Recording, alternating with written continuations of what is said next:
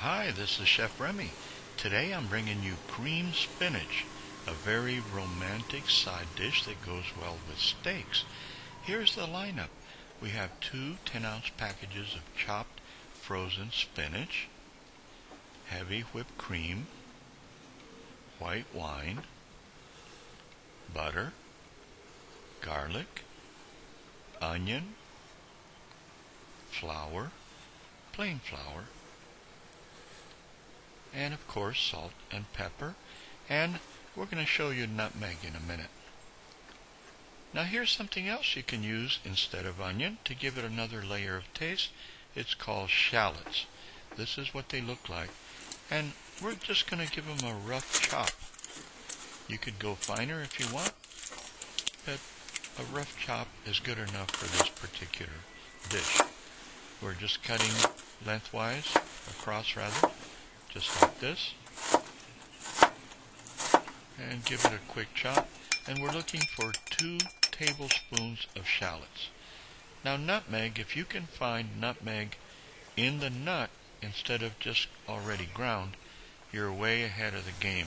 It has a nice strong taste, and you would use a device like this right here to give it a quick scrape, and then there you have about 1/8 of a teaspoon, maybe a little more than that.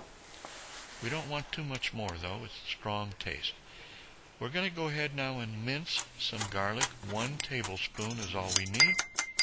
Of course you could put more, yes. 2 tablespoons of flour, 1/3 cup of white wine. I'm using a Chardonnay here. 2 tablespoons of butter, and 1.5 cups of heavy cream. Now you could use half and half or even milk.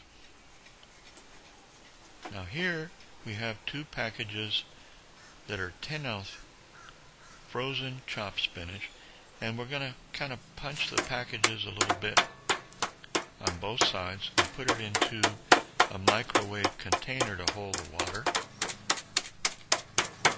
You could use a large bag of frozen spinach as well, or even fresh spinach if you want to go through all that trouble. It's good.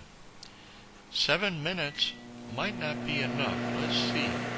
After it comes out, we're going to check it and tap the bags to see if it's still frozen. You'll need some of these tools here, like scissors, a sieve. Now we're tapping, and it looks like it'll have to go back in the microwave for another 3 minutes. Alright, that was enough. We cut the tops off. This is all very hot, and you want to keep it warm while we make the sauce. Okay, so we put it in a sieve, and the whole thing is drain it very, very well. The enemy of cream spinach is water. We don't want water in the spinach.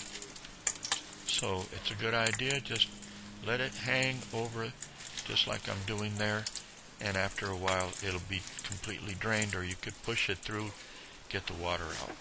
Should use a heavy pot like this, whenever you're dealing with sauces. There's the butter, there's the shallots, there's the garlic, and here we have the white wine, the flour, there's the heavy cream, 1.5 cups, and of course salt and pepper, and the nutmeg. That's the lineup. We're ready to go. And of course our spinach, we've kept it warm, and that's waiting on the side. So let's melt the butter and go ahead and put the shallots in while the butter is melting, and let them, this is called sweating them. Okay, we're just sauteing for about 2 minutes, and then we can go ahead and put the garlic in. Same thing. We don't want to go too much. 2 minutes is fine. We're not looking to brown it, but the taste will be imparted. That's what we're looking for. It looks just like that. That's a close-up. And we can go ahead and put our white wine in now, and it'll make a sound like you'll hear here in a moment when we put our white wine in. You bring it to a boil, and you let it boil for a while. This is all medium heat, by the way. And it's going to reduce down to about a third of what it used to be when you poured it in. Very important that you reduce it down. Not all the way, and you don't want to cook the butter any more than it is. Now we can go ahead and put the flour in, and as you stir this around, it's going to make a paste, and that paste is going to start to cook, and when it does, it's going to give off a little scent, almost like peanut butter, to let you know that it's cooked. You can go a little more with that to make sure that it is completely cooked, the flour that is. And when you've done that, you can go ahead and put the heavy cream in. It's cold, that's fine, that's better because you won't get lumps if it's cold. And you give it a stir and go ahead and put the rest of the cream in. And begin stirring over medium heat, and it's a waiting game. You're just waiting for it to thicken. Now's a good time to put in some salt. A teaspoon of salt is fine. About an 1/8 teaspoon of fresh ground pepper, or what looks good to you.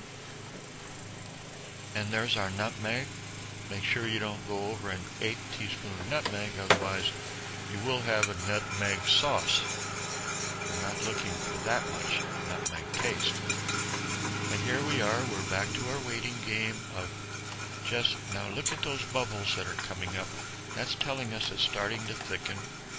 And if it clings to the whisk like that, it's thick enough to go ahead and put the spinach in. The spinach is hot, supposedly it's hot, and that helps. There we go. Now you can take a wooden spoon like this and give it a stir. Look how thick it's getting now. And give it a big stir, get it all blended real well, nice and creamy, and there you have it.